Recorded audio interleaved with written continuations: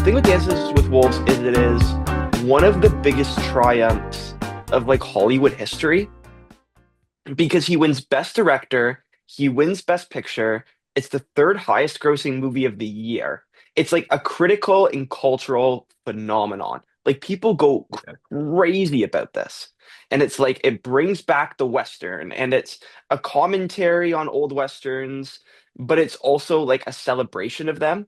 Like it's both like the way that John Wayne Westerns treated indigenous people as like just evil boogeymen was not Mhm. good and wasn't a good thing. But also, it's so in love with the idea of like the free American man and the frontier and surviving in the wilderness with oneself and That's and badass. tying yeah, and tying all that together so that it's like a love letter to Westerns, but also like a new chapter of them. And people just went fucking nuts. Like Yeah. and he was a big actor before, like Field of Dreams, Bull Durham, Silverado, and then his 90s are interesting because he follows it up with like JFK in a perfect world where he's working with big directors and they're challenging roles.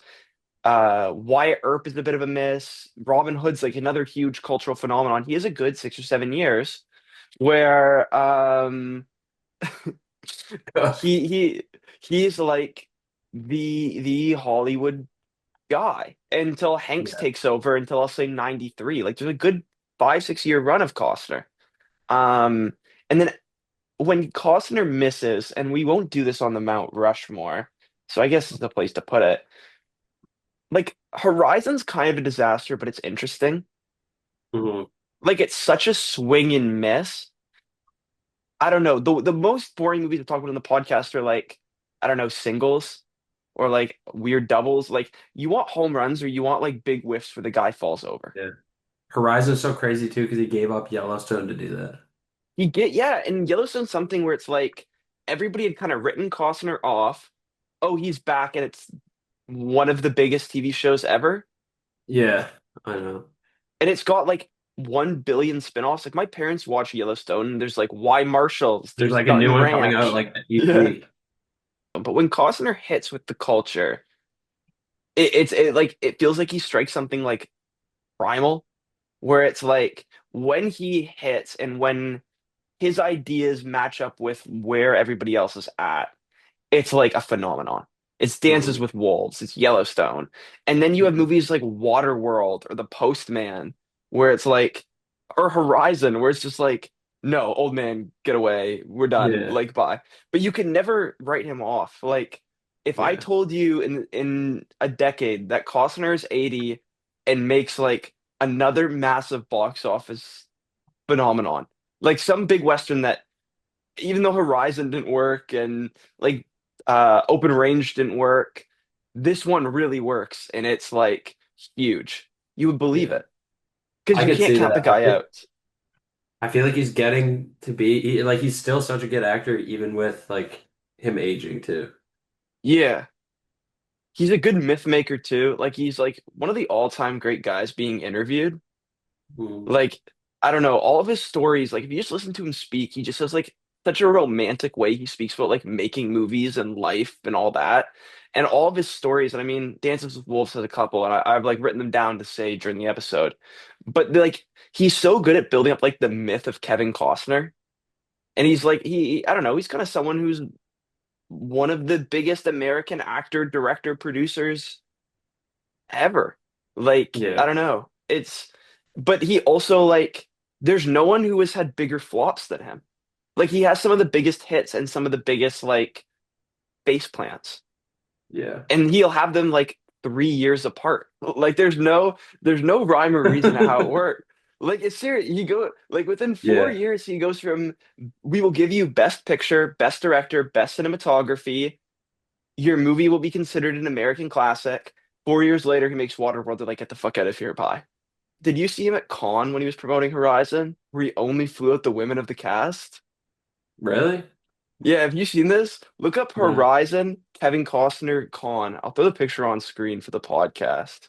He did that as like a marketing thing or Like low key, but his actual reason was he's like, yeah, I didn't have the money to fly everybody out, so I figured I just wanted the ladies to have this experience. That's good. He also does feel like a last like real life cowboy Yes. in a way. Yeah. He fits the We just role very well. yeah, Like like I don't especially know. you should definitely watch Yellowstone. I think I'd like it. Like I love Costner. Yeah. That's why I think as he continues to get older, he'll still fit the Western like role. Yeah. I mean, Eastwood He doesn't might do get to Westerns anymore. What are you he's getting to saying? the age where it's like unrealistic to do a Western because like no one back then lived to 80. Like he's gonna have to call it quits soon. But yeah, like I wonder if well, I mean Horizon Part 2 is done, but it hasn't come out. And it's been delayed like indefinitely. Like it was supposed to be out like a year and a half ago. Like it's done. Yeah. Yeah. But the first one Did was they just just like never finish it? no, he filmed part 1 and part 2 and they've never there were supposed to be 4 parts Fuck. and he'd never released Part two. anything after part 1. Like part 2 is done. They spent the money and they filmed it. And like he's like remortgaged his house. Like I don't think he's like homeless now. Like I don't think he's bankrupt. But like he was also talking. He's like, yeah, my kids don't need the money. They don't like I earn this money. I can spend however I want. Like imagine being his His kid in kids the are listening will. to that. Imagine being his kid in the will and thinking you're gonna get Kevin Costner money in a couple years. And then Kevin Costner walks in. He's like, yeah, I'm making a 4-part, 12-hour Western movie. We're releasing Horizon 12 next year. He's like, Uh, fuck. And like it just like doesn't Horizon just doesn't work and doesn't work in like but I don't think the movie itself is like laughably bad. It's just like Mhm. kind of boring. Like it's just like a long 3 hours. I remember watching it in the It was, living room and oh, what are sorry, you I was saying? gonna say it was very well hyped. It was well hyped, but I remember watching that in the living room and John kept coming in and he's like, "Yo, you've been watching this movie for like 3 days." Like, 'cause I kept watching it at lunch over like half an hour, and he's like, "Yo, you started this movie Monday. Like, is this thing still going?" Gotta play some Fort. Gotta play some Fort, bro. Gotta, put Kevin Costner in Fortnite. I'd love for someone They should probably explain. have. I'm not gonna lie. They probably have a Kevin Costner I'm character in looking Fortnite. this up. Kevin Costner, Fortnite. No, no Kevin Costner character in Fortnite. Put his like draft day character in Fortnite. It was Which also good. this is okay. Here's the thing. Kevin Costner is like low key broke now. We gotta find a way for him to get his money back. Let them make Yeah, Kevin Costner characters. Like his put John Dunbar in Fortnite. Put his is it John Dutton in Yellowstone? yeah. Oh my God, it's the same name. Yeah, put John Dutton in Fortnite. Uh, I don't know. Trying to think of a Yeah, funny Put his Waterworld guy in Fortnite. And if he just keeps selling his character, put his draft day character in Fortnite. This is how he makes the Horizon money back. that's crazy. So he must have just ran out of money to keep making them after the Yeah, like first one how tanked. Horizon cost. Oh, I looked up Oh, Costner. I think it Whoa. was like insanely high. You want to guess? Okay, so how much do you think the I would budget say, was for both 1 and 2 to make a 6-hour movie? How much do you think it cost? oh, I'm not even in the right ballpark with movies and how much they cost. But what is it?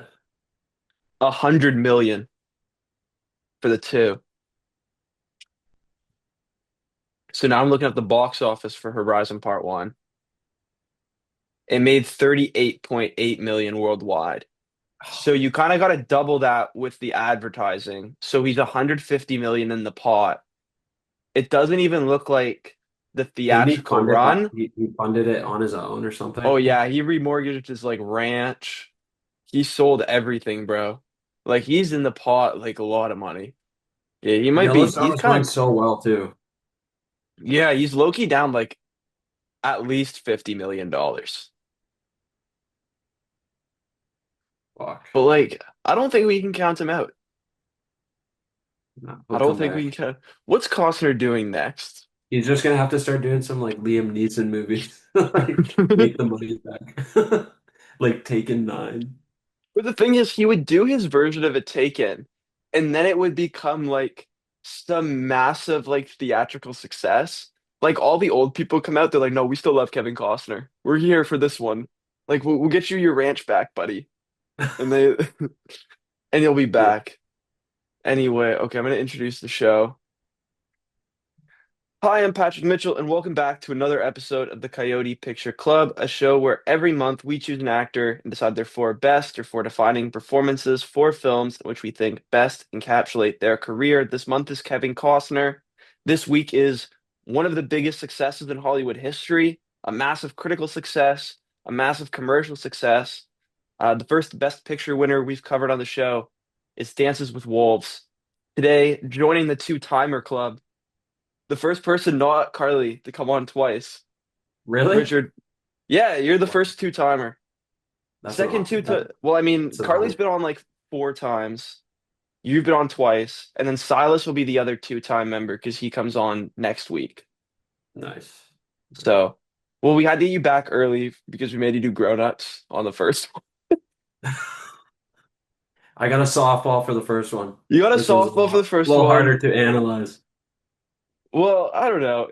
I don't know if it Dances with Wolves that hard to analyze. Like I think it rules, but like Yeah. I don't know. It's a fun one. I kind of it kind of is I great though. actually I actually found myself laughing more than I expected while watching it. It's so much fun. Like Yeah, it is. it is very fun. I find I don't know. I almost feel like Dances with Wolves has become like underrated. You know what I mean? Yeah. Like I feel like it gets lumped in with like the 90s like for I think a lot of the best picture wins in the 90s have kind of aged weird because it's like you look at the winner and they're like these big historical like prestige event movies, like these like 3 hour epics. And a Hmm. lot of them are just kind of like whatever. Where it's like no one's gonna watch Shakespeare in Love over Saving Private Ryan. No Hmm. one watches The English Patient these days. I think Braveheart has kind of like ceased to exist in the cultural memory. It's even like, I don't know, Forrest Gump wins, and I like Forrest Gump, but does anybody think that movie's better than Pulp Fiction and Shawshank, which it was up against? Hmm. Um, and I think Dances with Wolves, I love Dances with Wolves, but it also has the unfortunate situation of it beating Goodfellas for Best Picture. Oh, it did. It beats good. That's the kind of enduring thing. Is it's like I love Dances with Wolves, but like Goodfellas is the best movie. Goodfellas is the best movie of all time. And it feels like one of those things where like when you tell people, they're like, "What do you mean Goodfellas didn't win Best Picture?" Yeah. Yeah. Just like I don't know, if we talk about like the 10 most beloved movies ever, it's kind of there. In the Western Like, category, Dances with Wolves is huge. And because it does, I think Dances with Wolves kind of the reason it beats Goodfellas at the time is Scorsese's kind of on like a weird dry run in the critical eye.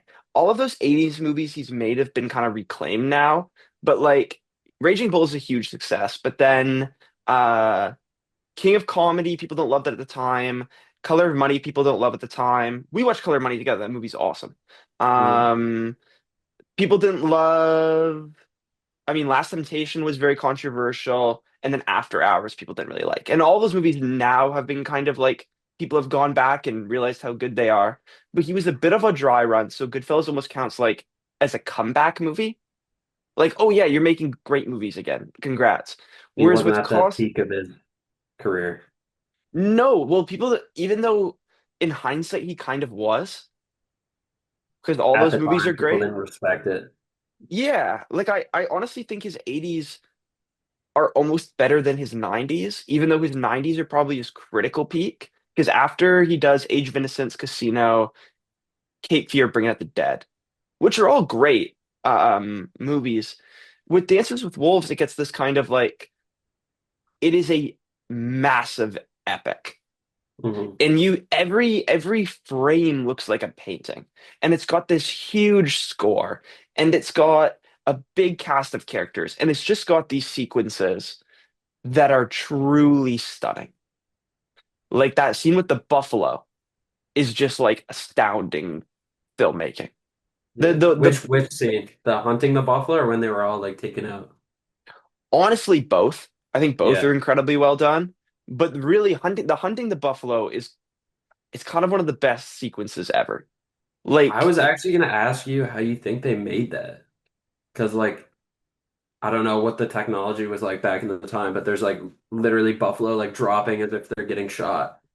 I mean, so I looked this story up, and this is the story that Costner always tells from like Dances with Wolves, is that he gets the buffalo from like the lieutenant governor of South Dakota has like a buffalo collection. Where Yeah. on his ranch he just has like all these buffalo. So Yeah. they had like helicopters going around. They had so many trainers, so they just kept doing the run over and over and Hurting them. getting like little pieces of footage. Oh, Like so each run would get like a couple shots or whatever, and then they would have to reset all the buffalo, and they did it for like 7 days. fuck. Like they spent a whole week. And then there's another one where Costner like goes to rap or like goes to like wrap around and be like, "Oh, let's do this again." And one of the buffalo like charges at a helicopter. It almost kills a guy on the way. Like it like breaks free and it like almost and the helicopter like takes off. It just gets out of there, but like some people almost died. And one of the indigenous guys come up to Costner and they're like, "You got to wrap. That's Mother Nature telling you it's time and that she needs a break." Oh, really? Yeah. So That's is a cool thing. his whole thing is he's like, yeah, Mother Nature had to get me to stop shooting that scene. Like it took like the universe to step in to like tell me to chill out with Dances with Wolves. Because And it is I a think really cool. it's incredible. It looks beautiful. It is. I just don't know how they were doing the buffalo. I don't know how they were getting them to fall.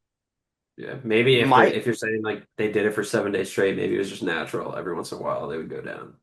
I mean, maybe, and also it could just be tranquilizers. Like Right. there has to be a tranquilizer strong enough you can put in a gun. I don't know. Yeah, for sure. I think that's how they do it, like dart guns or whatever. Yeah, but And then, yeah, I don't know. I was at the Toronto Zoo like last year, and they had you know how they have the bison, and like they were Yeah, real close, and it's one of those things when you're like 25 feet from like a buffalo or a bison, like they're just beautiful animals. yeah. And they're fucking huge, eh? They're so big, man, and they're just like so muscular. Like Hmm. they just look so strong. I don't Yeah, know. It's one of those things where it's like bringing a camera to a cool location and pointing it at cool things, like 99% of the time you're gonna get a great movie. yeah, yeah. Like you're in the vast American frontier in like the plains. You got all these buffaloes going, and it's like how the hell they shoot this? And you're like, this is awesome. Like it Yeah. goes on for like 10 minutes and it feels like it's riveting. Yeah. I was gonna Um, say, Michaela and I were down in Tennessee. We were doing like a drive-through zoo tour, and the one place they wouldn't let you drive through is the buffalo or bison enclosure. Because if you piss them off, they would just like charge right at you. really. Yeah, and they're like huge, so they would just like total your car probably. I mean, they're pretty beautiful animals. I think they're so cool. I don't know. Yeah. Like and just having that on camera, having that kind of filmed, even as a historical document. Like the amount of research that was done into like how they kind of siphon off a few buffaloes and so they can take them out instead of just like shooting into the crowd and Yeah.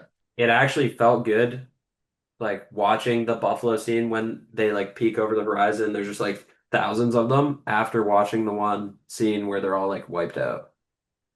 I was like rooting for yeah, them to like find a yeah. bison. And it was, I just thought it was cool to do like, see like how they did it, like how they track the buffalo, how they kind of like siphon some off, the preparation beforehand, like them getting their weapons ready and like painting their horses and kind of how Mhm. they split up right before to kind of take them from both sides. Yeah. It kind of goes back into the fact that like it's a movie that does feel like so well researched in how it all like looks and feels like what these kind of outposts would be like, or what these indigenous communities would be like, Mhm. or I don't know, with the Civil War scene, like that stuff in the hospital where it's like they're gonna amputate his foot, and there's like the pile Crazy, of eh? boot. Yeah, it's that was nuts. And there's that pile of boots where it's like they've cut them all off of people with like injured feet, and it's like when they throw the boot into a pile, it's like that's such a cool detail. Yeah, yeah. Like there's so many of these like historical details that just like really add to it. Yeah, no, it definitely was well researched. And I liked how I don't know, like I've not seen too many movies, especially from that time period or like older, few decades old movies where they portrayed the indigenous communities that well. Yeah, I think I mean the thing with all these old westerns is a lot of the time it's like the indigenous communities are portrayed as just like savages and boogeymen. It's a movie that is both a revisionist western in the way that it's trying to revise and put a spotlight on how things actually were on the frontier, on the ways how the way people survived, but also what these indigenous communities were actually like, and that they were just people trying to survive, and the things that white people were doing against them, like that scene with the buffalo where they're all stripped and poisoned, and uh the army trying to push them out of their territory, and how they begin to show and Costner and them build this mutual bond of respect. But also Dances with Wolves is romantic about the history of the Western. Like it loves the idea of the free American man, the libertarian who's on the frontier and will survive on his own wit and skill and be one with nature. And it's just it's a lone man on the outpost. And there is that real individuality. And I think so much of the interesting part of the movie is the kind of individuality of the classic Western meets the collectivity of the indigenous group in the modern Western. And I think that's such an interesting dynamic within the movie, both like, I don't know, a bit metatextually, but also just the unfold dramatically. Like it's interesting when he's doing surviving alone on the outpost, and it feels a little like a castaway almost, where it's like Mhm. he's setting up his resources and he's building the fence, and he meets two socks, like shout out two socks. But then all the stuff with him befriending the indigenous people, like all the hunting and I don't know, them trying to communicate at first, like they don't know the same language, so he's like pretending to be a buffalo, and that's like Yeah, all that was that cool. is so interesting. And I don't know, you can say I think the common criticism that it gets now is it's like, well, it's from the white guy's point of view. It's also made by a white director. At this point in time, you're not going to get a movie that shows this level of representation on a scale this large without it being a white guy. Like that's just who the opportunities are afforded to. And eventually, some indigenous filmmaker is going to make some indigenous Western epic. And I don't know. I can't wait to see it because I love Westerns. But I don't think that this diminishes what this movie is. Yeah, no, I don't think so either. It would be different if it was a white director and then they portray the community as just being like savages, as you're saying. But they had like it was there's a lot of depth to the community as well. Like different Yeah. characters are like more soft spoken, others are like more aggressive, which was cool to see. Um, and like, yeah, you're right. Like one of the more interesting things to see is how they first communicated without speaking the same language. Because Yeah. like obviously I've known that indigenous communities back then did not speak the same language as the settlers, but how those interactions unfolded, like I've never actually thought about, you know. So Yeah. them like relating to each other over the animals or the bison was kind of cool. And then I I'm thought it was funny when he was grinding the coffee and he's like, yeah, oh, that it was takes a while. And then they discover sugar and like I thought it was yeah, funny. yeah, yeah. I mean, all the physical comedy is so good. Like, there's so many parts where Costner just like falls over, is like doing a fun face. Like, Yeah. I don't know. There are parts when the indigenous people first when that community first like show up and then they drive by him and he's like acting tough and they turn around when he just like passes out like right afterwards, or when he's Yeah. like going out to catch the kid stealing his horse and he just like smacks his head and it's almost like a cartoon. Like, He woke up, he starts like, sir, yes, sir, I'm awake or something. And then like gets up, smacks his head. like That was I don't fun. know it. And he also like it's fun to watch him become more competent. Like he kind of starts a little buffoonish and then sort of grows to I don't know survive in the wilderness, like be able to take care of himself. Like it feels like for Yeah. the first half hour of that movie, people are always just like showing up to his place and catching him naked. Like this dude is never dressed when people are He's coming like around. always swimming naked or like shaving naked. Yeah. Like Yeah. he's never prepared. I don't know. It is. I also think the other thing that helps this is I think one, Costner, like you said, it shows all the different members of this community, and I think Costner's extremely empathetic, but it also shows that like Costner himself really cares about these issues. Like he's the Yes. one directing this. It's his buddy who wrote the screenplay and the original novel, and he wrote them when he lived in Costner's house. Like Costner had some input here. Costner's Yeah. also the star of this, and he's really committed to bringing this story and like representing these people properly on screen. I think it's a good movie. I don't know. Costner's so committed to this, and Yeah. it's very respectable. What did you think about the scene when he goes back to try and find his journal, and then the U.S. soldiers start shooting him and his horse because they think he's indigenous? I think that was so interesting. Like Yeah, that was a he kind great of scene. thought he thought, and I mean, it's also one of those things where you don't think they're coming back. Like it's kind of mentioned, like there's conversations throughout where is it Kicking Bird? Who's like, Kicking Bird is the soft-spoken one. yeah, we're like Costner's character John Dunbar and Kicking Bird are like having conversations, and they're like talking about when all like the army will be back and when all the white people will be back, and you kind of just like don't think they're gonna come back. And then he like Yeah, yeah, rounds the corner and it's just like hard cut to like his small little post. And you've seen the shots of the post so many times. And it's like this small little like dot of light in the horizon and like two little buildings that are falling apart. And all of a sudden it looks like there's like a little town. And you're like, yeah, yeah, what the fuck? Like it's like a jump scare. Like they're just yeah. like the way it's played. I don't know. It was interesting. I don't know. It just felt like so tragic when they just Yeah. yell over him and just start shooting him. I'm like, why'd you have to go back? I also that scene, I was very on edge about like how the movie was going to end because I Hmm. thought without checking how far into the movie I was, I thought it was going to end there, to be honest. Like he goes Really? back, they shoot him, and then he just never sees his wife again. Yeah.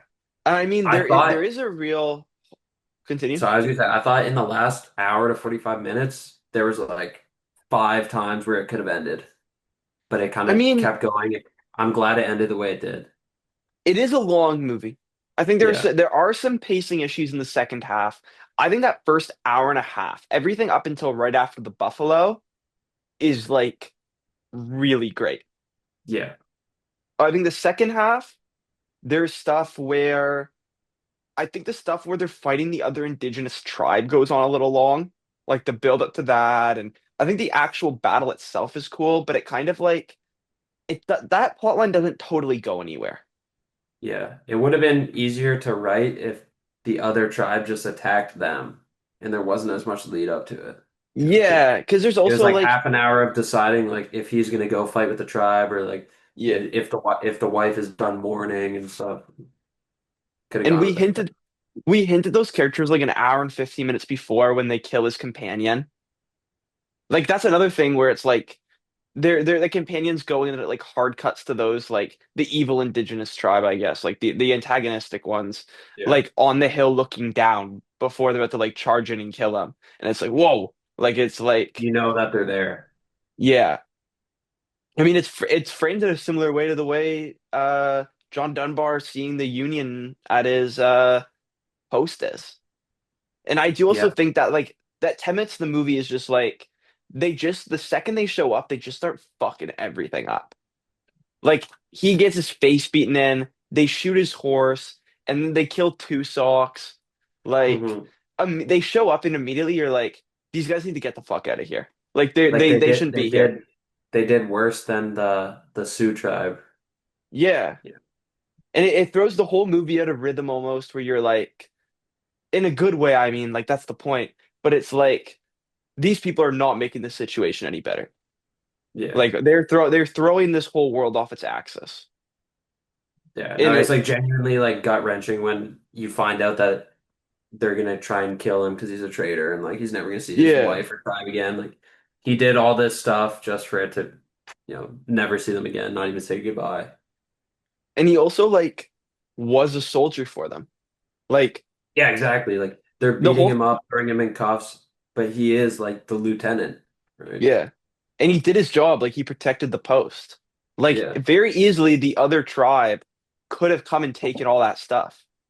Like he's like turned this area that was considered hostile into like a safer area and made this like partnership and became an ally.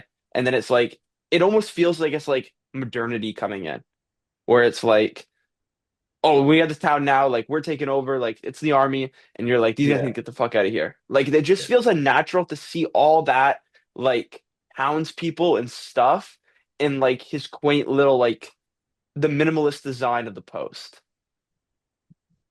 yeah. I thought that was interesting. In general, I think we covered most of it. Like I really liked it. I I like it a am lot. glad. At first, I was hesitant with you giving me this movie because I was like, "What the fuck is this? Like a Western? Like this is not gonna be good." But after watching it, it was really good. No, I know I you knew you'd fuck you with have it. more. Yeah, I really liked it. You have more, I don't know, like experience watching Westerns, I guess, with your grandpa or family than I Yeah, do. I grew But up on Westerns. yeah, for me, that's probably the best Western I've watched, or it's in the top three. I like it. Good take. I mean, you Yeah. gotta get if you want some more Westerns, man, Good, the Bad, and the Ugly. That's a Yeah. classic. That's a good one. Yeah. All those Clint Eastwood ones that he did in Italy. Some American ones. Like, I mean, if you want a good black and white Western, like I think you would fuck with High Noon. It's about like this lone sheriff, and he finds out that in 90 minutes, there's a bunch of bandits that are gonna like show up to his town. And the whole movie takes place in real time in the 90 minutes where he's preparing to get ready to fight the bandits. So Oh, like he's that's saying cool. goodbyes to people. He's like rallying troops. Like he's like it's all real time 90 minutes as he like sets up to fight these bad guys that are coming. It's cool. Gary Cooper. I don't know. There's some Yeah, I'm good gonna look it westerns up. out there. Um, I mean, I saw this one as young. It was one of my granddad's favorite movies. I also wrote True Epic. I love an epic. And the cinematography, the landscapes, the way the blocking brings attention to people and their methods of survival within a vast wilderness, the expansive terrain. It's almost painterly, especially with shots of sky and clouds and sunset. Mm. I said the buffalo scene is one of the greatest sequences in film history. I just think it's got such an energy to it. Like it's really extraordinary. Yeah. I think the It feels like you're score, like along for the ride with the hunt. And you yeah. really like, I don't know, I really felt good for them when they were hunting after seeing the previous scene. You know, I also they needed love, a win. yeah. I mean that it's devastating when you see all this buffalo. Like just the way Yeah. it's blocked, where it's just like the all these like spread out like mutilated carcasses, and when it zooms into one of them, and it's just been like its hide's been ripped off, and you can just see like the muscle and the meat, and you're like, it's like it is devastating. And when it cuts to And Costner, and he's just has that look on his face, it's like, oh because leading up to it, everyone was like congratulating him, and, like yeah. celebrating that he saw the bison herd, and then it just it was totally ruined. It was like the first time where he was on the inside of the group for a second there. Yeah, like yeah, exactly. But then it was interesting after his character was like, they never said anything bad to me or anything, but they were all just like disappointed or something. Like they Yeah. weren't mad at him for being white, and No. having white hunters do that. They were just like disappointed that it happened in general. Yeah. But I mean, and then, but Costner felt a kind of shame because I think there's something that, well, he doesn't say this in the journal. If this event happened 1 year ago, he would be on the opposite side doing that to the buffalo without care. Because I mean, Yeah, that's like the great tragedy of the buffalo and bison is how many of them are wiped out and how they're like really endangered now because for years and years they were just like killed and left for dead and like mass exterminated as a way to like as a almost as a form of combat against indigenous communities where like the meat would be tainted and they would be stripped and left like that because of how essential the buffalo are for indigenous survival. yeah, And you look at like beautiful creatures that have just were just exterminated. Like the military used to pay people like a small amount to go out and just kill buffaloes and leave them. There's only so much that's meat you could bring terrible. back. And it's a real tragedy. I mean, I also like the hangout elements of this movie. Like I know it's a little slower, but I love him setting up his post.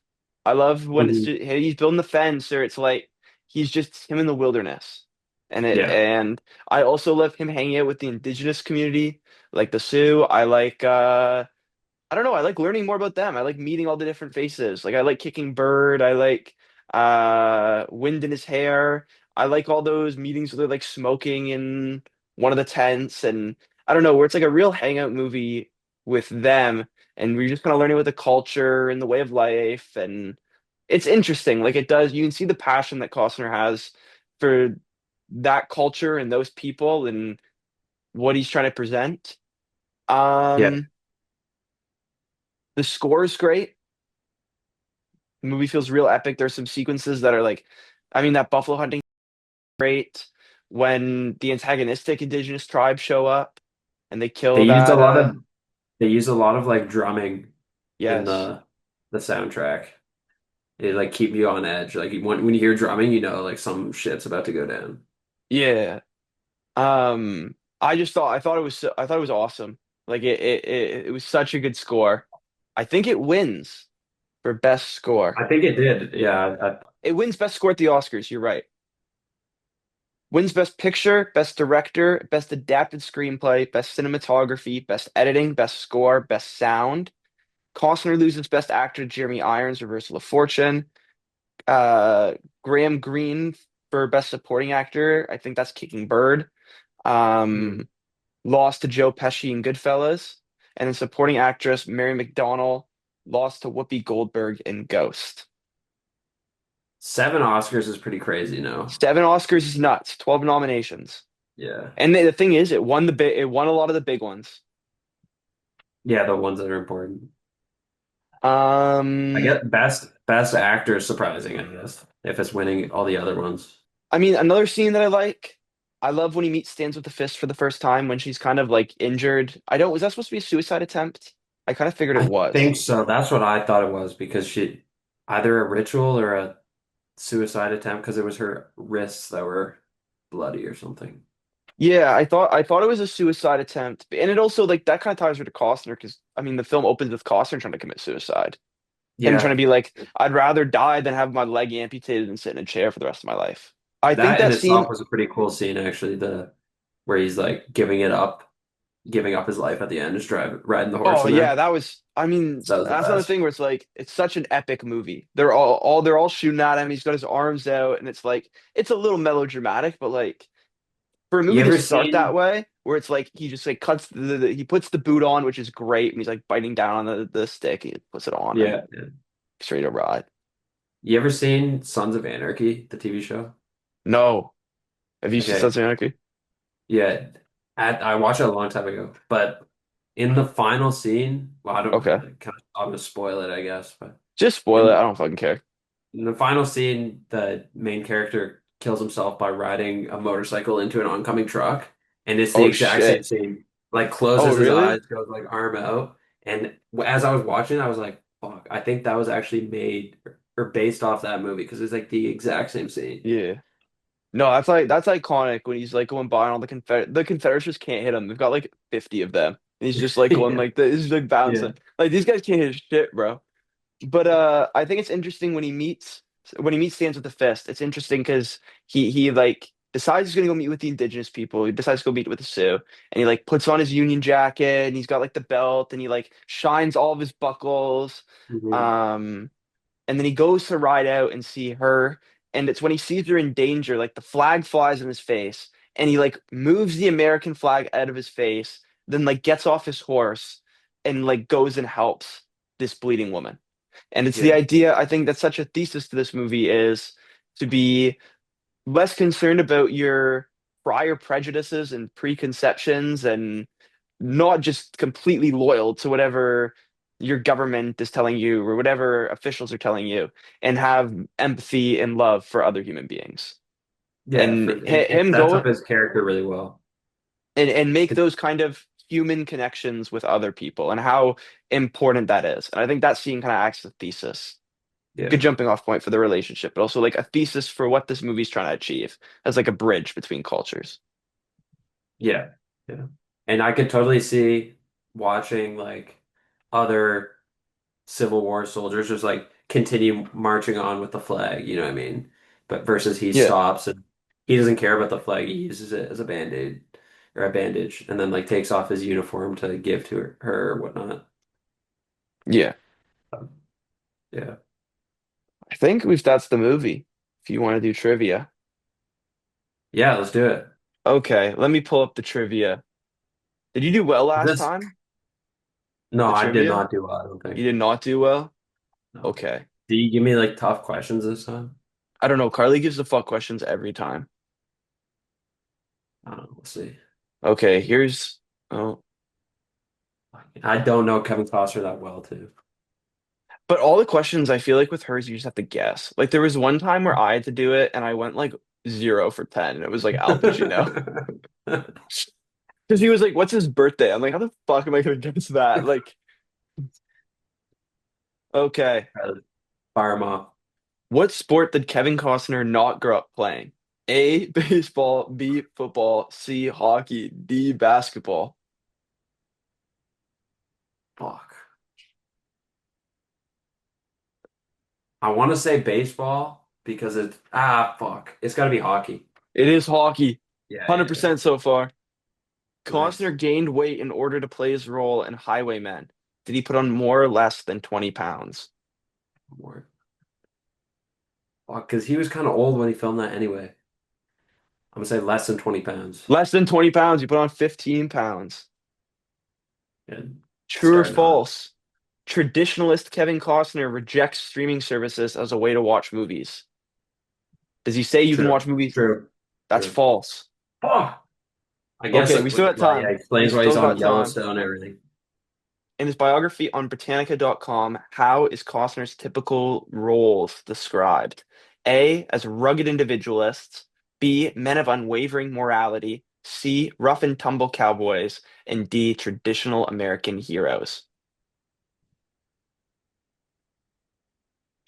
Hey, It is A, rugged individualist. I mean, we were talking about it on the nice. podcast. We're low-key locked into Kevin I Costner right know. now. We're kind of dialed in. Five. Oh, I know this one. Kevin Costner is an outspoken environmentalist who owns a business that does what? A, plants trees. B, cleans up oil spills. C, combats food waste. D, saves endangered animals. Endangered animals. Cleans up oil spills. Damn, that's so random. I guess it's C, still pretty needed. yeah. At the Cannes Film Festival in 2024, how long was the standing ovation for Costner's film Horizon and American Saga Part 1? More or less than 15 minutes. Standing ovation? Yeah. Con Less. has really long, more, 17 minutes. Standing ovation, 17 Yeah. minutes? I mean, at Con, Is it that a like, joke? Like that's for real? okay, here's the thing with Con. Con's a weird fucking place. I mean, breaking news as of like 15 minutes ago when I looked at my phone, it's Fjord just won the Palme d'Or. Kind of an upset. It looked like all week it was going to be a Ukrainian, so story to your people. Um, It's okay.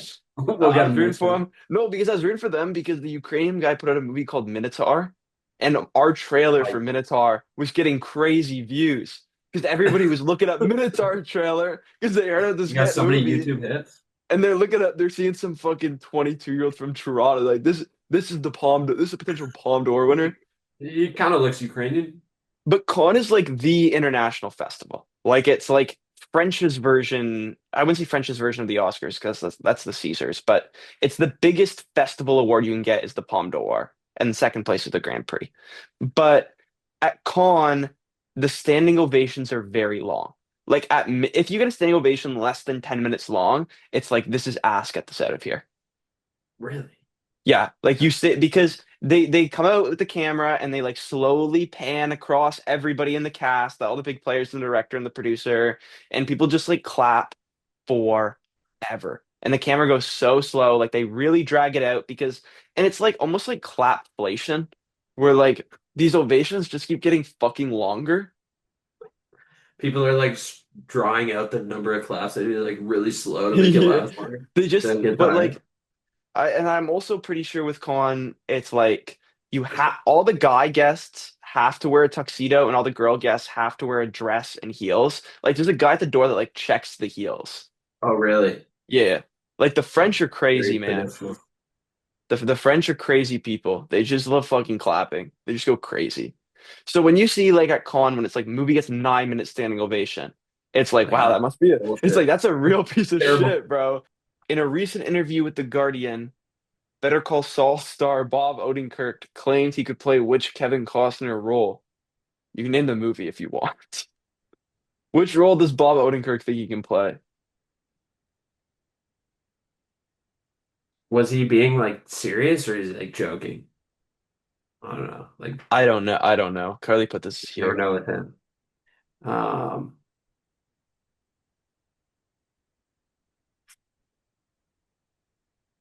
maybe like Bull Durham. Field of Dreams. That's close. Man, The other, they're kind of falling apart here. Last three have been I wrong. know. I started odds on the first three. You're 3 for 7 right now. While shooting dances with wolves, how many days did the crew film chasing buffaloes in South Dakota? Well, I think he Two, told me 4, 6, 14. six. It is 6. We're 4 for 8. Nice, nice. I mean, if you get 6, if you get the next two, then you tie number one. Two people have That's the gone best 6. ever. Yeah, two people All have right. gone 6, I think. Like, True or false? It was Costner's idea to have the beginning of the iconic Bodyguard song, I Will Always Love You, to be sung a cappella with no background music. true. That is true.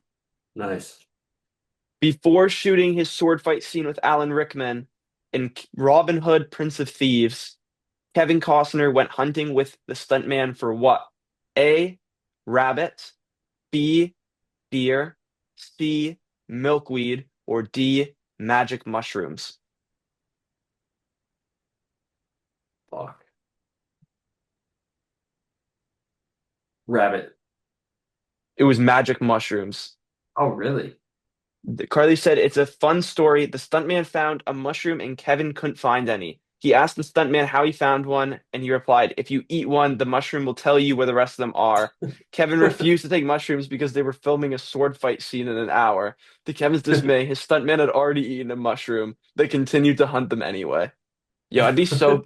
Imagine like being up in a sword fight with a guy where it's like you gotta trust the stunt guy, and you're like, "How you feeling?" He's like, "Yeah, good man. I'm high as shit right now. Like I'm on mushrooms." Did he direct that movie too? No, It was he just doesn't his direct Robin Hood. stuntman as the actor. Yeah, he's in Robin Hood as Robin Hood, and then Alan Rickman is the villain in that. And Rickman's great. Costner's a little out of his like I don't know. It doesn't totally work. Like that movie's a little too silly. And the thing about Costner is like he takes everything so seriously and so sincere Hmm. that Yeah. yeah, All right. What Dances is with that? Wolves. 5 for 10? Pardon me? Is that 5 out of 10? Yeah, it looks like 5 for 10. Nice. I mean, I think that definitely, improved from last time. yeah. And this is also a much better movie than Grown Ups. I'm gonna put that Yeah. out there. Bit of a hot take. Well, you're not a grown-ups guy. I like Grown Ups. I mean, we kind of defended I Grown think we're Ups. looking at like Goodfellas, grown-ups, Dances with Wolves. Yeah, that's kind of the top three movies. I don't know. Did they made a fourth yet? Like, what's the point? Um, no, that Grown Ups episode was tough because we got like 5 minutes into that, and it's like, wow, that was everything you can talk about Grown Ups. I think you covered everything without me even saying a word. I think we're just like, yeah, yo, that was It was fun actually really fun. because we just kind of like kept trying to like name different jokes from the movie. So by minute 20, we're like, I don't know. Remember that like look Maya Rudolph gave? That's funny. But then it was good. I actually went through and I listened to part of that episode like afterwards, and there's a part where we're going like 30 minutes like trying to name jokes. And then like at minute like 33, we both remember that bit with David Spade fucks the dog. Like that should Yeah. have been number one. Yeah. Uh No, what is this that? this this movie is really good. I was glad to watch it. Yeah. It's a classic. I think it's underappreciated. I think Well, I I mean, don't know. yeah, I had never heard about it until you brought it up to me, and I really liked it. It just feels like it faded in the public consciousness as like stuffy and too long and a little out of touch. And I don't know. I think it's extraordinarily empathetic. I think it's extraordinarily curious. I think it looks phenomenal. Yeah, I think it's a lot of fun. I do think it can be a little long. Like it definitely wants to be 3 hours when I think you could knock some time out of this. And I think have yeah, for this sure. move a little tighter, but also I kind of enjoy like the lazy and shaggy rhythms of the thing. hmm So, I actually find like having invested 3 hours, I kind of wish I watched the extended edition because like mm, after 3 hours, 1 hour is nothing, right? yeah. Like after you started naming the scenes, like they changed the intro, they had more conflict with the tribe. I kind of Yeah. wish I watched that version, and I might actually watch that version another time. Yeah. It also fits into the precedent of um these movies with like actors stepping behind the camera and making big, bold swings in the way that I feel like nowadays those projects are kind of considered just like vain. Like no one watches Ordinary People directed by Robert Redford. No one's been watching Reds with that Warren Beatty directed, although think I want to cover that on the show. I don't think Braveheart's a movie people watch a whole lot now, directed by Gibson. Unforgiven still has a huge fan base. Like that's kind of considered like a real classic. Like Conan O'Brien always calls that his favorite movie. Ben Affleck's Argo. Yeah, Like these movies are good. I think Unforgiven kind of gets really unfairly lumped in that territory sometimes, even though it's a classic. Um, but I don't know. I think this movie gets it's kind of it needs a big comeback because I like it a lot. yeah, It's hard to I say like that it. a movie that won Best Picture has become like underrated and under discussed. But yeah, Who knows, maybe if Horizon 2 ever comes out, this will get more hype. Horizon 2, man. We fuck, we should just We run gotta Kevin review Costner that. back. When Kevin Costner comes back with Horizon 2, we're doing all of them. Do you think for Yeah. Horizon 2, when he goes to con, he's gonna bring the men this time, or it's just we'll do the women again? We'll run that back. He doesn't change, man. No. Oh, fuck. Okay, I think that's the show. That's Dances with Wolves. Costner, you're a goat. Keep Yeah. spending money. If he wants to spend a lot of money and lose it, he should just like fund the show. Like if he just wants to piss away money, Maybe he'll listen to like the show. You should send it to him. but we've been so mean to him this episode. What if we No, just we've been pretty good. I think we've been nice. I think we've been good. We've been a little like sneak dissing him, but maybe he'll just kind of it'll even itself out. I think we gotta re-record. We're gonna redub over like all the stuff we said we didn't like about it, and be like, it'll just be like robotic, like street voice, be like, Costner, you are the goat. AI voice. So handsome. Meanwhile, it's like me like, okay, that's the show. I don't know, like, subscribe, follow, whatever. Thanks for coming on, Richard. It was Yeah, thanks for great. having me. That was good. I'm glad to be a two-timer. Welcome back to the Coyote Picture Club. That was It fun. was great.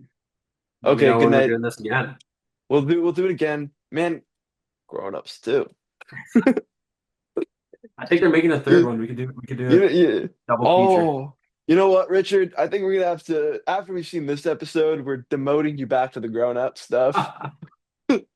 You're gonna take Your analysis wasn't there. Wasn't no, it too high level. wasn't what I wanted, so you're back on Grown Ups 3. This is Get ready, buddy. Grown Ups 2 and 3. That's the next time you're coming on the show. uh Okay, good night, everybody.